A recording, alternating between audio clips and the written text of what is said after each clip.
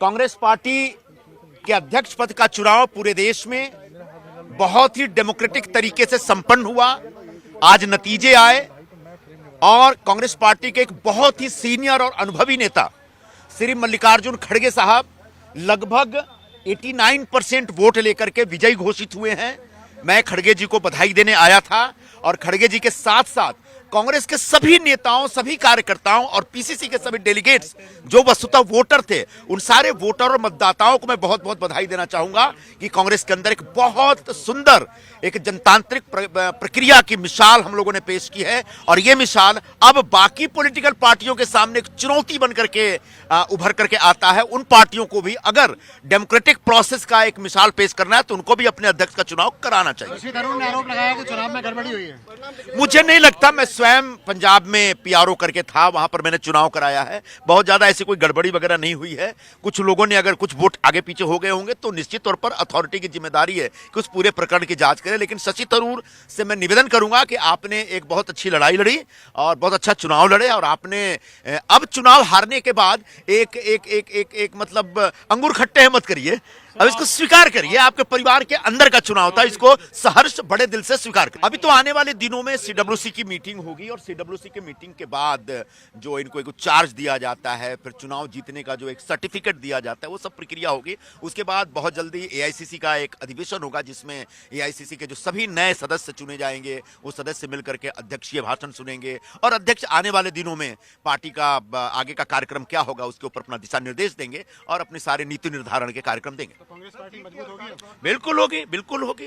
ये जो बार बार लोग कहते थे कि कांग्रेस पार्टी में कोई डेमोक्रेसी नहीं है, कांग्रेस पार्टी में जो कोई किसी की सुनता नहीं है, आज मुझे लगता है कि उन सबके मुंह पे जोरदार तमाचा लगा है। देखिए, हर संगठन में जब कोई व्यक्ति अध्यक्ष बनता है या प्रमुख बनता है तो संगठन के अंदर के बहुत सारे सवाल होते हैं। उन सवालों का जवाब उस अध्यक्ष को ढूंढना ही पड़ता है। तो आने वाले दिनों में हमारे खड़गे जी एक अनुभवी व्यक्ति है, निश्चित तौर पर ये जो आप सवाल या चुनौतियां बता रहे हैं उसका जवाब ढूंढेंगे और उसका हल निकाल करके देंगे और आप सबको बड़ा आनंद होगा। जहां तक मेरी जानकारी है कि काउंटिंग पूरी हो चुकी है और उसके बाद लगभग 89% के आसपास वोट खड़गे जी के पक्ष में है और 11% वोट थरूर साहब के पक्ष में है। तो मुझे लगता है कि कांग्रेस के नेताओं ने, कार्यकर्ताओं ने और जो पीसीसी डेलीगेट के तौर पे जो मतदाता थे हमारे, उन मतदाताओं ने एक बहुत बड़ा धर्म निभाया और एक बहुत बड़ा ऐतिहासिक काम पूरा किया है।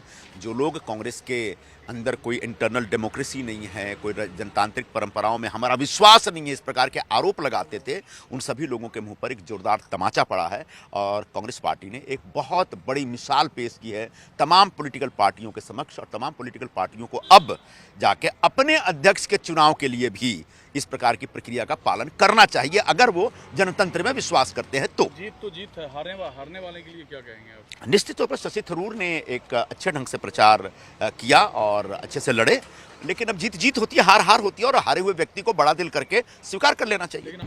It is definitely going to be a big boost for us because he is from Karnataka and our elections are due in April next year.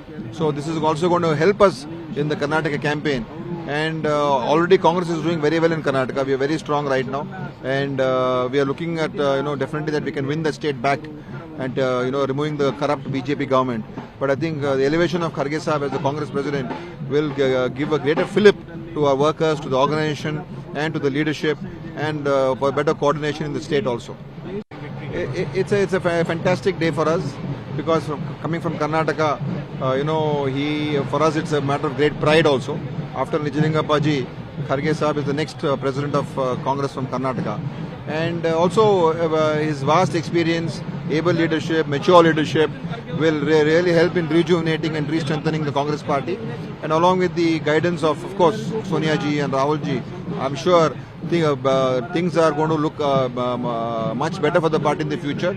Many challenging days ahead, but I think this has given a new spirit and a new enthusiasm to the Congress party. It is definitely going to be a big boost for us because he is from Karnataka and our elections are due in April next year.